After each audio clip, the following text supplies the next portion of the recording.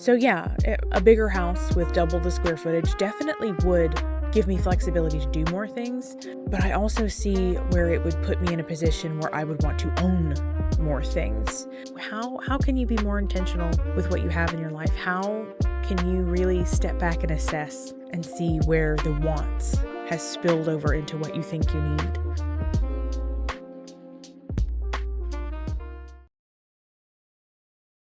Hey guys, welcome back in. It has been a while. I have been very busy with personal life stuff, professional life stuff. I do have a day job now. And it's summertime, it's June, almost July at this point. Life gets busy. My anniversary was a couple of weeks ago. My husband and I celebrated our 16th anniversary. And then my birthday was the following week. And my dad came up and helped us put a shed in our backyard because we desperately needed some additional storage. That's kind of what sparked the topic for today's video, which my other intentional living or living intentionally video definitely seemed to resonate with a lot more people. I got, a little bit more traffic on that one. So I'm going to keep in that vein. It's also something that I feel like God has laid on my life and, put in my heart to walk through myself and to discuss. And today we're going to talk about the fact that in today's society, especially in America, especially in the West, we really have a lot more than we need. I said we just put a shed up in my backyard because we needed storage. To put it in perspective, in America, my home is considered almost a tiny home. I have 600 square feet. In the UK and in Europe, my home's pretty much average size. 800 square feet seems to be the running average for, if you live in a flat or an apartment, or if you live in what they call semi-detached, which means you do still share walls, but it's not fully connected to everybody, kind of like a duplex in America. And then you have fully detached housing, which is, a home on its own, which is technically what I live in. My home does not share walls with anybody. It's just small. It's small on American standards.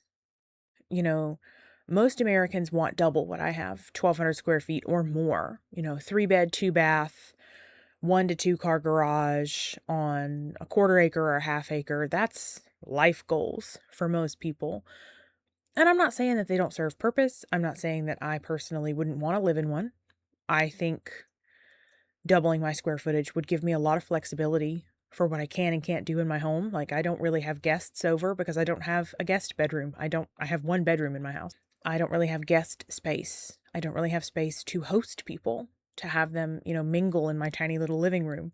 So yeah, a bigger house with double the square footage definitely would give me flexibility to do more things, but I also see where it would put me in a position where I would want to own more things and to keep more things in my life. And that's something I really wanted to talk to you guys about today. Yeah, I do have more storage space to put things like my generator, my lawnmower, my yard tools, those kinds of things that I don't want just out in the elements under my carport, not really fully protected. And I'm also going to use that space to go through all of my excess, the things that I have in my little storage container, like my Rubbermaid containers, the big totes.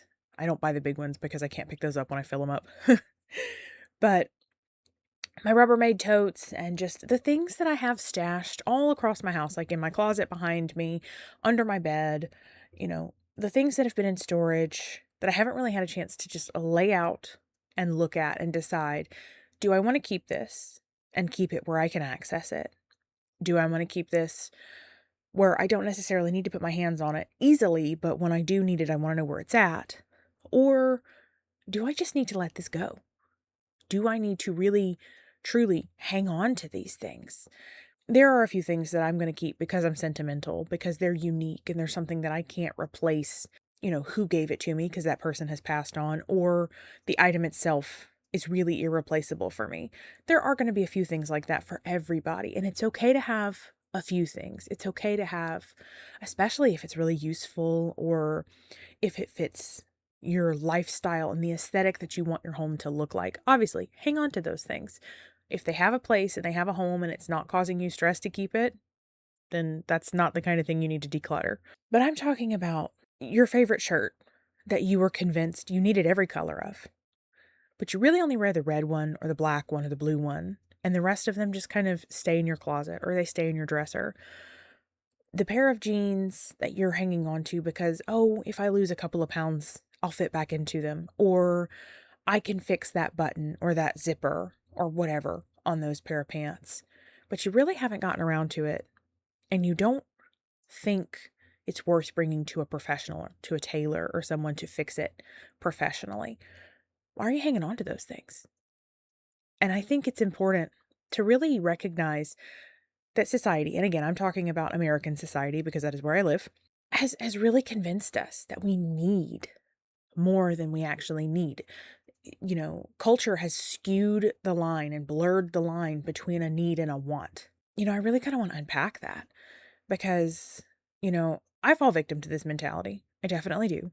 I love handbags, backpacks, satchels, messenger bags. Like, I like bags. They just make me happy.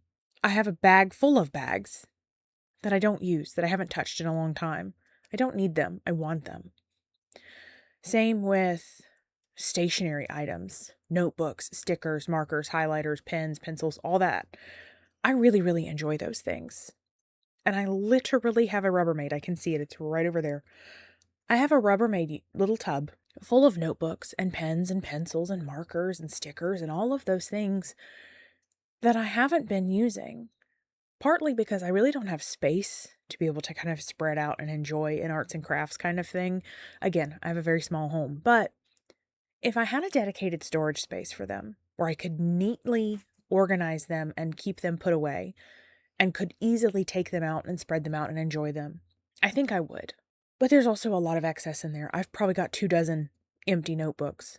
I don't need more notebooks. I don't need more pens. I need to go through the pens that I have to see if anything's dried out and still works. Same with the highlighters. Of course, pencils aren't really, you're not going to find that kind of problem with a pencil. The erasers dry out.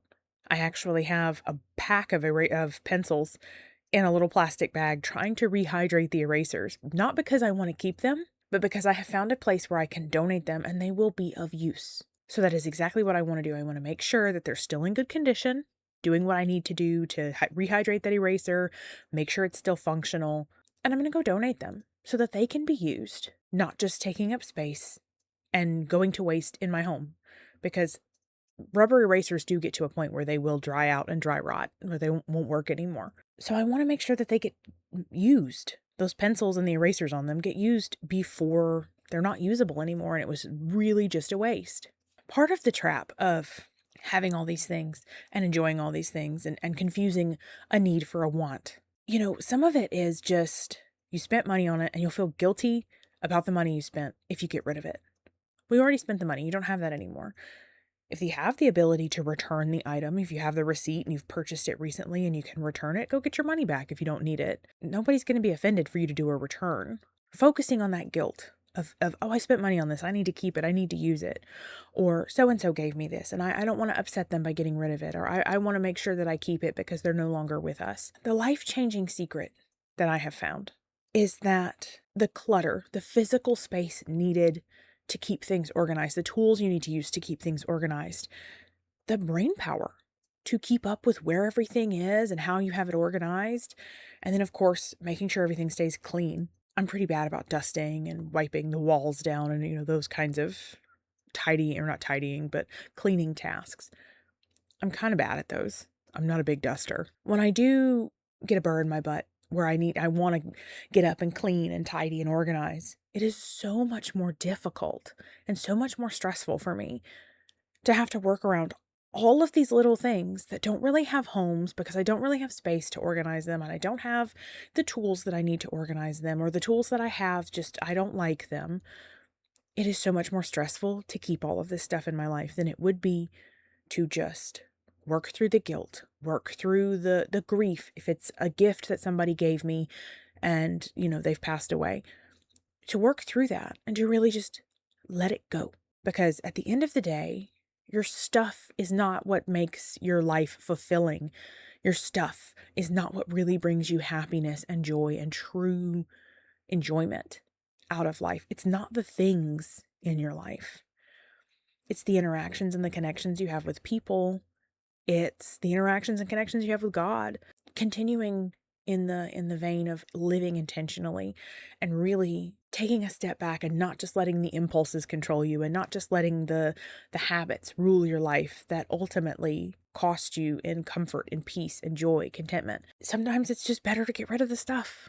And there's tons of decluttering methods, there's tons of organization methods. I have found a particular method that works pretty well for me. It's the reverse decluttering. Instead of focusing on what to get rid of, focusing on what you want to keep. And another way that I've seen it advertised or described is shopping your home. Lay everything out and pretend that you would have to purchase it again. If you don't remember exactly what you paid for it, look up something similar and, put price tags on everything. Would you spend that money again on that item? Would you spend the money to keep it? Because ultimately, you're spending a resource to keep it. You're spending physical space. You're spending mental capacity keeping up with it and knowing how to clean it, where to clean it, when to clean it, how to store it, and so on and so forth. If you're not willing to spend the money to replace it, then why are you willing to spend all of those other just as valuable, if not more valuable resources, keeping that thing in your life? Really and truly. Another organizer that I've seen on social media, she recommended, like, one of the questions that she has in her little decluttering question kit is, if I got poop on this, would I clean it or would I just throw it away? And I know that seems silly. I know that seems kind of crazy, but ask yourself that, like a pair of shoes that you've been hanging on to forever. If you got poop on them, would you clean them or would you just toss them? Or that pair of pants that you keep meaning to fix? Or that shirt that you really love but doesn't quite fit anymore? Would you clean it if it had a biohazard on it? Or would you just toss it? It's a great way to put things into perspective. And I know, like, the Marie Kondo method was really popular. Does it spark joy? Does it make you happy? Blah, blah, blah. There's lots of things in my life that make me happy. I can see plenty of things in my room that I'm sitting in right now that make me happy, but maintaining where they are, keeping up with them, cleaning them, organizing them does not make me happy. So ultimately, the item itself, keeping it, makes me unhappy. And again, I know that sounds really simple and silly. It's the truth. We've had the FIFA World Cup events over here in America, and the Europeans and, the English, Scottish, Welsh, etc. They've all been coming over and just gawking at the American lifestyle, the giant grocery stores, the giant houses, air conditioning everywhere, which I personally think they're nuts for not having some sort of air conditioning. A woman that I met through the Novos Network, her name is Stella. Hi, Stella. She lives in Italy, and she talks about how in the southern part of Italy, there's tons of heat deaths every year because it just gets so hot. It's so humid. It's so miserable. And they don't have air conditioning. They just have fans, and they open their windows and hope for the best. And I'm like, I love my AC. It's running right now. Like, yes, it costs money.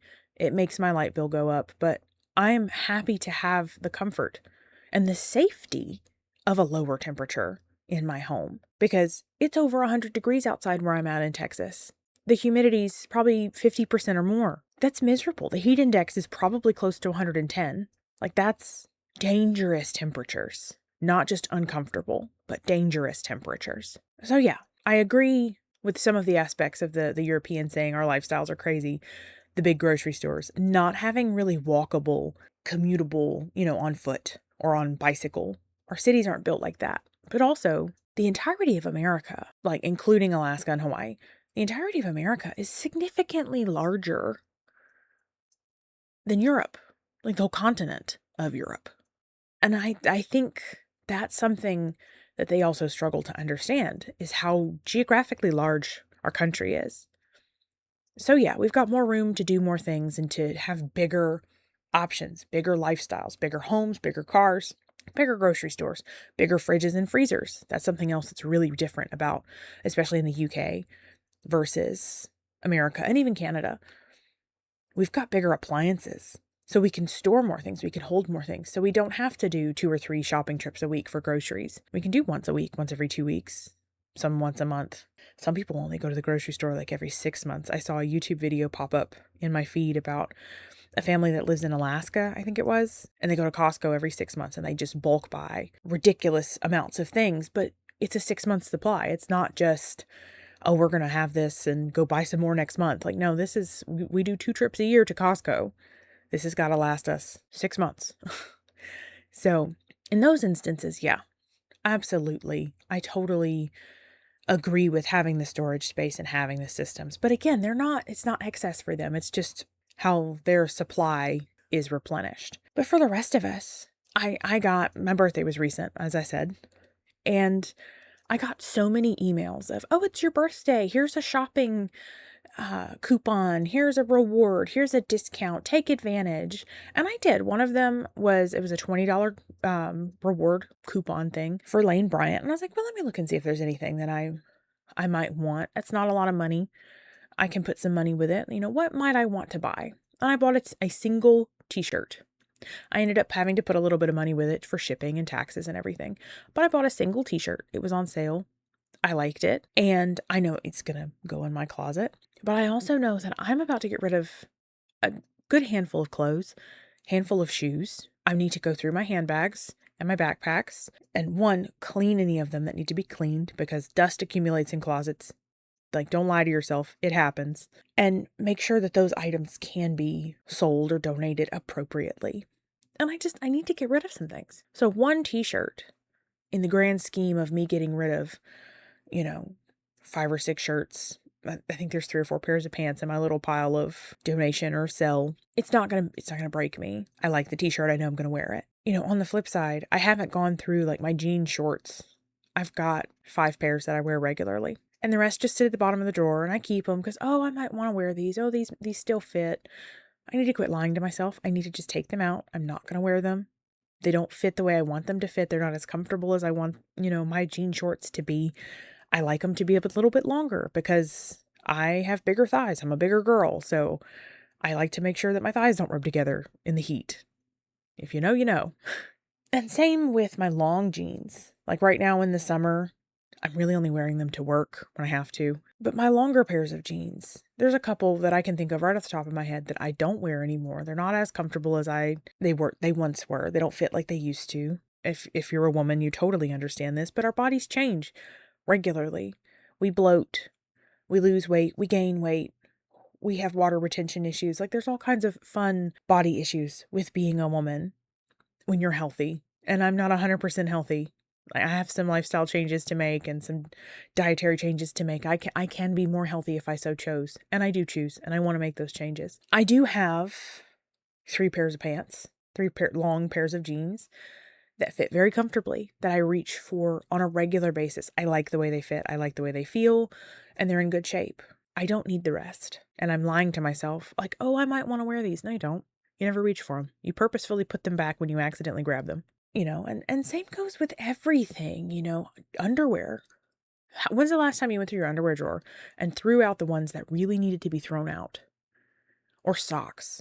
When's the last time you went through your socks and got rid of the socks that no longer have a match or that have started to fall apart? They've got a tiny hole in them or the seam is starting to get a little raggedy around the edges. When's the last time you did that? I bet it's been a long time. It's been a long time for me. And it's something I need to do because I don't need 27 pairs of socks, especially when I know some of them are in really bad condition. I don't need 30 pairs of underwear. Again, when I know some of them are worse for wear and just need to go ahead and be tossed either in the trash or in recycling. Here in Texas, in my part of Texas, I don't really have a good clothing option for recycling. So if you know of any places where you can ship cleaned clothes where the fabric can be recycled, drop it in the comments down below for me. I would love to know more about something like that because obviously I'm not going to donate used underwear anywhere. That's kind of gross. Like they're clean. They're in a dresser, but they're not fresh out of the pack. Nobody wants that. I don't blame them. But if there's a place for the fabric to be recycled, that'd be great. We don't need more trash. And that's something else that people I don't think realize about being encouraged to consume so much and to have so much is we generate so much trash, so much garbage. And in a lot of parts of America, there's not really great recycling options. I can recycle metal, like aluminum cans and iron, steel, etc. I have recycling options for that in my neighborhood or in my area, I should say. There's a composting site. So I have, natural debris recycling opportunities. I think there's a recycling center near me that takes other things. I have to research what all they do and don't take, but I know the city that I live in offers a recycling can to people in city limits. I don't live in city limits, but people who do live in city limits, they get a recycling can and specific materials go in there to go to this recycling location. So I have those options, which is great. it's not available everywhere easily. And I don't think people realize just how much trash we generate by our overconsumption, by having just so much stuff all the time. And same goes, when you have a bunch of stuff, not just the amount of trash that you generate, but decision fatigue becomes a factor. Decision fatigue is a real thing. It's a real phenomenon that people don't really take into consideration. And that's when you have to make too many decisions. You have to think about too many things. Choice paralysis is another thing. Your brain wants less choices. Let's say you go into an ice cream shop and there's 5 choices. There's vanilla, chocolate, strawberry, coffee, and cookies and cream. I bet everybody watching this knows what they would choose if they were just going to get 1 scoop. Or if they were going to get 2 flavors, they know which 2 flavors they probably would want to get. Now walk into an ice cream shop that has 36 flavors. I'm not going to mention the name of that particular establishment, but we all know the ice cream establishment that's popular for their 36 flavors. They sell more flavors more often in a tighter group. There's probably 5 or 10 flavors that they sell a lot of regularly. And the rest are kind of hit and miss. If they do things like most businesses do, they rotate flavors in and out seasonally, not only for that limited time, fear of missing out, FOMO, or you only live once, YOLO, enjoy your flavor now kind of thing. But also people get tired of it and they'll stop seeing it as an option. And for the people who go to places like that and they only get the same thing, they know what they want, they know what they like, and they don't feel like changing their mind or trying anything new. And there's nothing wrong with that either. I feel like those people are probably a little bit happier in life on the regular because they don't make as many decisions. They already know what they want. Something that is, I don't know if it's myth, like a legend, or if it's confirmable. I will do some research and put it in the notes in the description box. Einstein had pretty much the same set of clothes, just duplicates of everything. He wore the same outfit. And see, some people even go so far to say is that he had Velcro shoes because he didn't feel like learning or not learning how to tie his shoes. He knew how to tie his shoes, but he didn't feel like tying his shoes because he thought it was a waste of time. Me personally, I don't have Velcro shoes, but I get the stretchy shoelaces where you can you put your foot in your shoe and you lace it up to where it's comfortable and you leave it there. I personally like that, not just because it makes it easier for me to put my shoes on, but I also like my shoe to fit consistently. Because I don't know about you, but that's the worst thing in the world is to have to retie your shoe in the middle of the day and one shoe is tighter than the other. Maybe that's a sensory issue that I have. Maybe that's my neurodivergence rearing its ugly head. But I absolutely hate that. Same with socks. I don't care if they're the same color, but they have to be the same fabric. I can't have 2 different sensations on my feet. It's a sensory thing. I am 100% aware that that's not a normal person thing. But at the same time, it does help me with decisions because, I had mentioned I need to go through my socks. I know exactly how I'm going to do that. I'm going to go through and throw out any of the ones that are raggedy or look like they might get a hole. Like if they're starting to thin out, I'm going to go ahead and throw them all out. And I'm going to replace them with the same color and the same fabric sock. All the same, because you don't have to think about folding them. You don't have to think about matching them and pairing them and all of that. They can just live in their home with their other brothers and they all match when I grab 2 socks. Same with shirts. I got this t-shirt recently and it says "Not today, Satan." I love it, but I like the fabric. I like the way it feels. It's a little big on me, which I kind of prefer for a t-shirt anyway, because I have broad shoulders. It's comfortable. I wear it a lot. Most of the t-shirts that I reach for every day are exactly the same. They're just different colors. And when I go through my wardrobe and declutter and reduce what is in my wardrobe, I'm honest with myself. Do I reach for this? If this is the only thing I had to wear, would I wear it or would I go buy something else? Do I put this back when everything is clean? If I grab it on accident, do I actually wear it or do I put it back? That's the kind of thing that you don't necessarily need to hang on to. You don't need to keep that in your closet, taking up space, taking up mental space as well. Because, for instance, I had bought a really cute, really pretty jumpsuit. It was flowy. The fabric was nice. It fit okay. I didn't really love the way I looked in it, but it was comfortable. I've worn it once and I got rid of it because I don't wear it anymore. I really don't reach for it. I don't 100% like the way it looks on me. And I was like, oh, well, I need some dress clothes. No, I don't. I have 2 pairs of dress pants, a black pair and a blue pair. That's all I need. I don't have any real dress shoes. Like that's something I could solve. I could get a plain pair of dress shoes. I have some sandals. I have my tennis shoes and I have my house shoes. It's a set of Hey Dudes that I walk around in because I don't really like, they're not comfortable for everyday wear, like going to the store, but I'll put them on to check the mail, walk around the yard, take the dogs out, that kind of thing. And I have my gardening shoes, the ones that I will go out in the yard, and I don't mind if they get muddy or dirty or grass stained or whatever, because I can just rinse them off or, knock the dirt off of them, let them sit outside to dry out. Like, it doesn't hurt my feelings. I have those, and I have gotten rid of pretty much everything else. Society has convinced us, culture has changed in such a way that we have been convinced that we need so much more than we really do. We have things that we thought we needed, and now it's more of a struggle to keep it in our lives than it is to get rid of it, if you're really honest with yourself. And we need less space than we realize. I have a small 600 square foot home, but it functions. I have a giant front porch that I use for, a little bit of storage, but my plants are there in my house. What would be house plants? They live on my porch. I have a very good size yard for my dogs, which also I have a very good size yard to expand my home if we wanted to add more square footage, to add another bedroom or, a mud room or a laundry room. I'd love a proper like utility room style laundry room. That'd be great. I have the space to add on if I want to.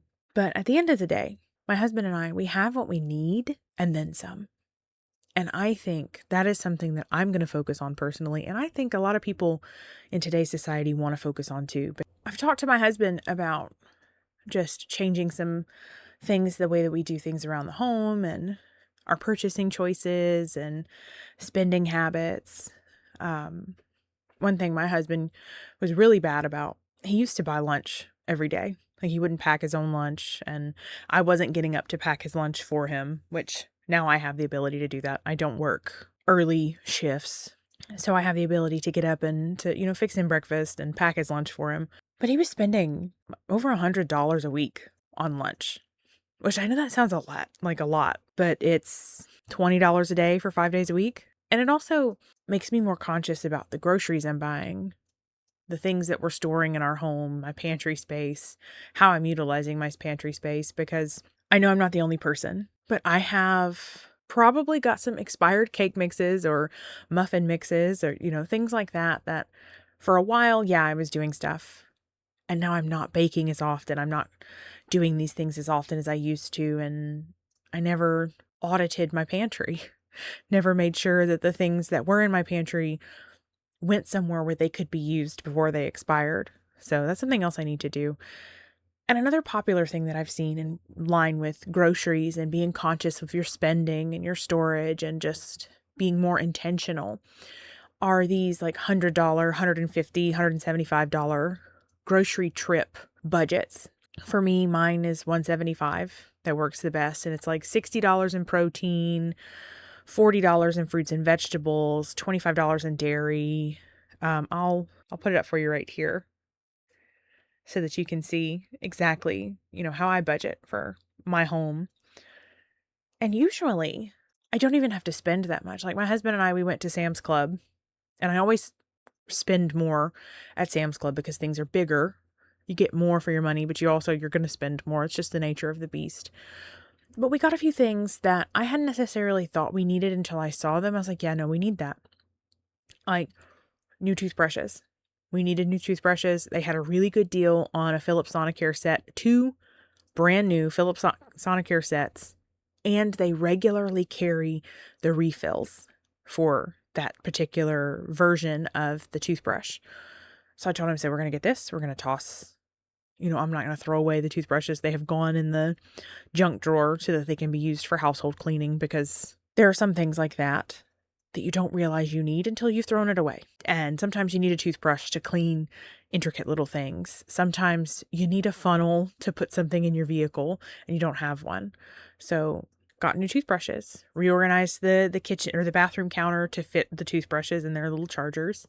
I went through my skincare products the other day and I tossed, number 1, the stuff that was expired, and 2, the stuff that I don't use anymore. It doesn't work for my skin. It doesn't suit my lifestyle. I don't wear a lot of makeup like I used to. I'm wearing some today because I got super sunburnt last week when I was putting up my shed with my dad.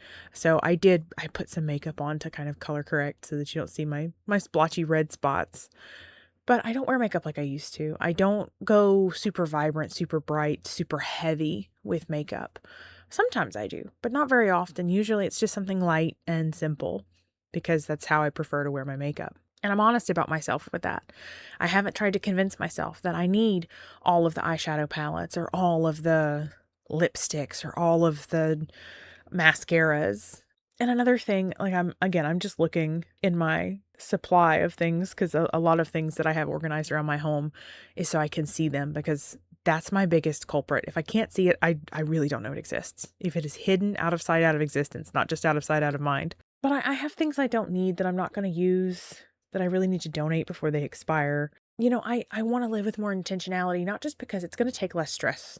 Being more intentional with how I shop, how I live, what we have in the home. It creates less opportunities for me to get stressed having to make decisions or trying to make a choice or figuring these things out. But it also it saves you money in the long run. If you only have what you need, you tell yourself you don't need to buy extra makeup. You don't need to buy extra shoes. You don't need to buy extra handbags or extra pens and pencils and notebooks. If you force yourself not to buy those things, number one, you save money. Number two, you're more likely to use what you have. And three, I think for me in particular, it's really reprogrammed me to think about, do I want to bring this into my home and find a place for it and make sure that everything's organized and make sure it's clean? And I know I keep harping on that, but when you live in a home with pets, and I have two very big dogs, both of my dogs one dog's just over 80 pounds and the other is just right at 90 pounds. They shed. One's a Rottweiler mix and one is a Great Dane mix. They shed, they track dirt in. I have a cat who also, she sheds and occasionally tracks dirt in because she does like to go play outside. When you have pets, you have to think about cleaning a little more frequently than somebody without pets. A cleaning rule that I saw was however many living things are in your home, that's how many times you sweep and vacuum every week, plus one. So I have 2 dogs, 1 cat, and me and my husband. So I really need to be cleaning pretty much every day, vacuuming and sweeping. I don't, but I need to, and I'll get better at it. Our laundry, my husband and I both work. He works full time with overtime. When he is at work, he's not just in the office. He is outside dealing with external things. So he gets a little gungy. He gets a little sweaty sometimes, a lot sweaty, especially in this Texas heat. I work at a local little independently owned establishment. But, we have laundry and vacuuming, sweeping, mopping, the dishes. It's a lot of things that don't take care of themselves. Your home does not clean itself. Your laundry doesn't clean itself. It's time and effort and money involved in maintaining a home. So if I can be more intentional with what I bring into my home, what we have available for laundry choices, of clothing choices, which then gives me laundry load options. When we're more intentional about things like that, it makes life easier. Again, I'll go back to the ice cream dilemma. When you're given a choice of 5 ice cream flavors, you pretty quickly know which one you want and you know which ones you don't want. But when you're given 30 plus options, it's a more difficult decision because maybe I do want mocha crunch, or maybe I do want cookie dough, and maybe I do want the special marshmallow sprinkle flavor today. Maybe I want to try the cappuccino flavor. You have, again, it's called choice paralysis, where your brain kind of locks up because you've got too many options. Less is more in that regard.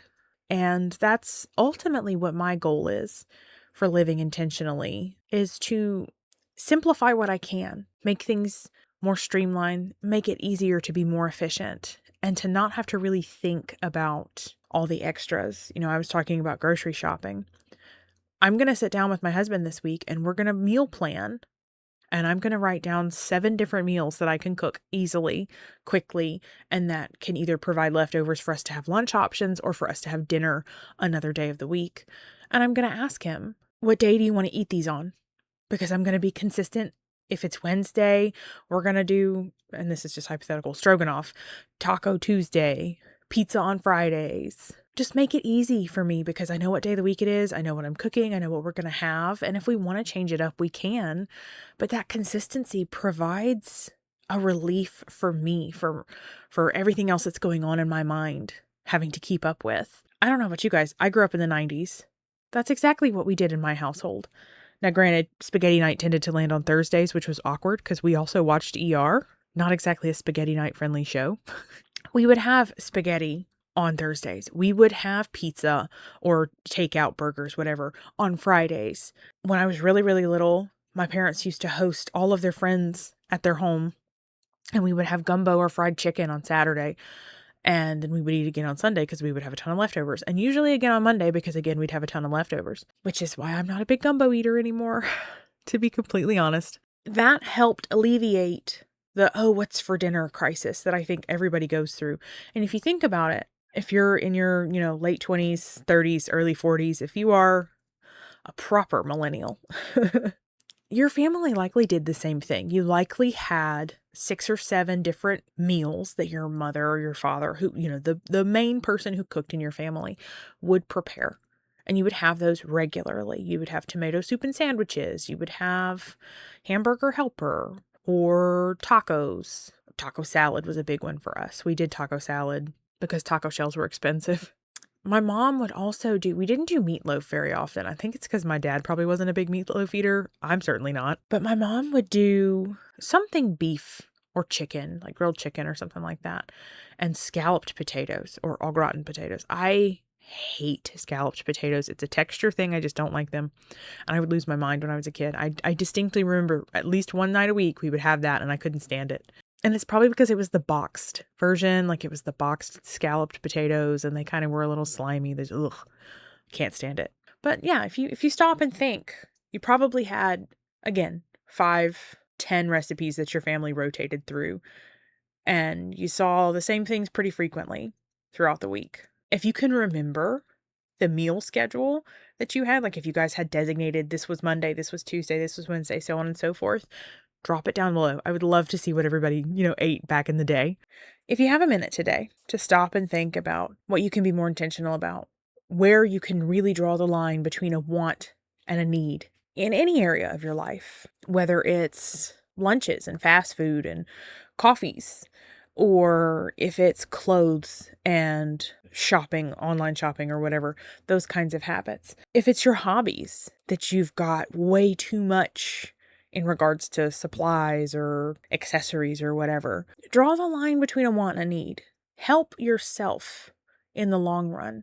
Be okay with less because, number one, the economy today is hard. It's difficult. Keep more money in your pocket for the things that you truly need, an emergency fund or vehicle maintenance, medical stuff, or the things that you really, really want to be able to do, once in a lifetime trip kind of thing, to Disney or another theme park, or going to visit family out of state that you don't usually get to see because, again, travel's expensive. Where can you draw that line in your life today? And I'd love for you to drop a comment below. And of course, if you have enjoyed today's video or any of my other videos, make sure you hit that like button. Let me know what you like so that I can keep making it and keep talking about it. If you want to keep up with the things that I post, hit the subscribe button, hit the notification bell if you like to get notifications when things are posted. Me personally, not my cup of tea. I don't like my phone going off all the time. Make sure you're subscribed. So at the very least, when you open your YouTube app, you can see that I've posted something new and it'll be right at the top. You click your little subscription button and it shows you who you've subscribed to, and there's a little bubble. I think it's blue when it shows you when somebody's posted something new. And of course, drop a comment if you feel so inclined. All of that interaction really helps me out. It supports my channel in a way that costs you nothing but a few minutes of your time, and I always appreciate it. And yeah, how can you be more intentional with what you have in your life? How can you really step back and assess and see where the wants has spilled over into what you think you need? We really do need a lot less. Like I said earlier, people in the UK and in Europe have smaller homes, smaller refrigerators, smaller freezers, smaller everything. For the most part, I think they're living pretty happy lives over there. If you're an international watcher and you agree or disagree, I'd love to know your opinion. And if you're an international watcher and you can suggest some international content to help me learn more about the differences between American lifestyle and UK lifestyle, or Italian, French, whatever, drop it below. Send me your suggestions. I'd love to learn more about that. But in the meantime, you guys stay blessed and stay bold. I'll see you in the next one.